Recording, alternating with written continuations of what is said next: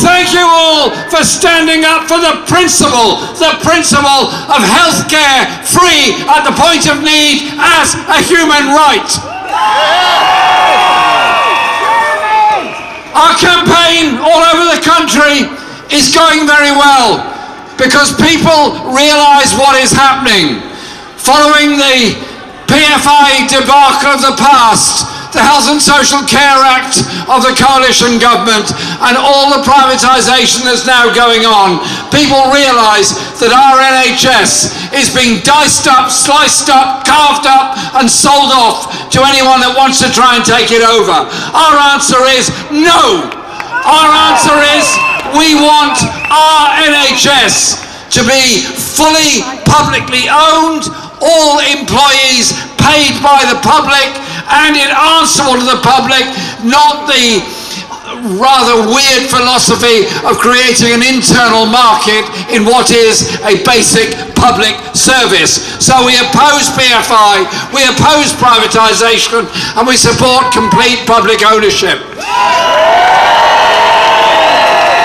And some of our media need to catch up with the truth about this.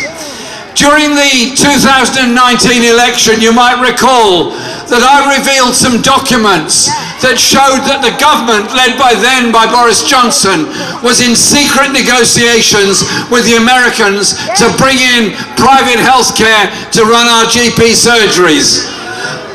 I produced the evidence, I produced the minutes of the meetings. And what did our media say? It's all a Russian conspiracy. They wanted to divert away from the fundamental issue that this Tory government is destroying our NHS before our very eyes with its privatisation strategy. We will always continue to oppose it. And that's why when the junior doctors are on strike on Monday, when the nurses take action, when the ancillary grades and others take action, when the media get hold of it, they say, well, actually, they're striking against the public and against the interests of the health care of people. Nonsense! They're striking for decent wages, conditions, and to defend our NHS. And I, for one, will be there on Monday morning with the junior doctors on the picket line because I know their solidarity is so important. But I'd also just quickly say this, that we're all defending the NHS and we will till the last breath we draw has been drawn. But we also need to go a bit further because the mental health crisis that affects so many in this country is not being adequately addressed. There are many suffering badly at a terrible level, particularly of male suicides within our society. There's also the panic that every family feels. If their children go to uni, they can't afford to pay the fees and they're worried about their daughter or son's debts. And then at the same time, if they've got older relatives who need social care and it's not being provided, who provides it? Usually women who give up jobs and careers to become the unpaid carers. And the family's going to debt to try and pay for social care.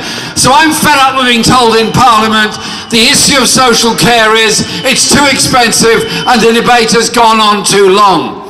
It's too expensive for the poorest people in this country not to be able to get decent social care. So alongside all this, let's demand a national care service also, so that the fear of care is no longer one that hangs over families.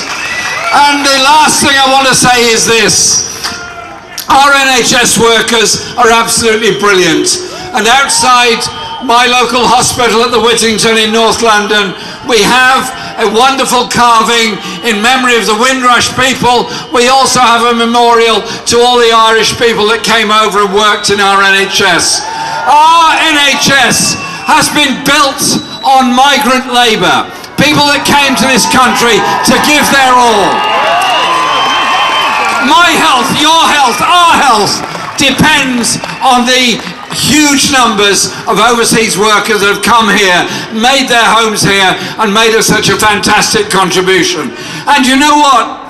Those poor, desperate people in dinghies in great danger in the Channel, they are the nurses of tomorrow, the doctors of tomorrow, the engineers of tomorrow. So I will be voting against this disgusting piece of legislation being proposed on Monday. Because we need to be human beings. In a different place, in a different time, any one of us here in Whitehall could become a desperate asylum seeker, facing barbed wire, facing electronic surveillance, facing detention, just for trying to survive in a cruel world. Victims of war, environmental degradation, and human rights abuses. Let's send a message out today here. We're proud of our NHS. We're proud of the workers of the NHS, and we will stand alongside those people seeking a place of safety in this world, and we will not turn our backs on refugees or any other desperate person. Stand together for a decent future. This demonstration is about the NHS, but it's also about the kind of world we want to live in. Is it to be one of markets, cruelty and poverty, or is it to be one of equality, opportunity and hope for all? Thank you very much. Give it up for Jeremy! Okay, next up, I'm excited to introduce you one of our amazing frontline NHS workers. His name's